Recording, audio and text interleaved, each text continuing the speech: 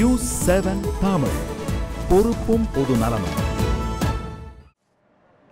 தமிழகத்தில் பாரதிய ஜனதா கட்சியை வலுப்படுத்தும் முயற்சியாக அக்கட்சியின் தேசிய தலைவர் அமித்ஷா இன்று சென்னை வருகை புரிந்துள்ளார். அவரது வருகை தமிழக அரசியலில் எத்தகைய தாக்கத்தை ஏற்படுத்தும் என்பது குறித்து இப்போது பார்க்கலாம். அமித்ஷாவின் வருகையை மிக ஆவலுடன் எதிர்பார்த்து கொண்டிருக்கும் தமிழக பாஜகவினர் இந்த நிகழ்வு தமிழக பாஜகவின் பயணத்தில் ஒரு மைல்கல்லாக அமையும் என்கின்றனர். அமித்ஷா அவர்களை பொறுத்த மட்டில் நடக்க முடியாததை நடத்தி காண்பிப்பவர் என்ற பெயர் எடுத்தவர். அதனால் தமிழகத்திலும் ஒரு மிகப்பெரிய அரசியல் மாற்றம் மட்டுமல்ல, ஆட்சி மாற்றமும் ஏற்படுவதற்கு அவரது வருகை வழி செய்யும் என்றே நாங்கள் அனைவருமே நம்புகிறோம். அமித்ஷா வருகை பாஜகவின் வளர்ச்சிக்கு பெரிதும் துணை நிற்கும் என்று பாஜகவினர் நம்பினாலும் இந்த முயற்சி மட்டும் போதாது என்கிறார் மூத்த பத்திரிகையாளர் பகவான் சிங்.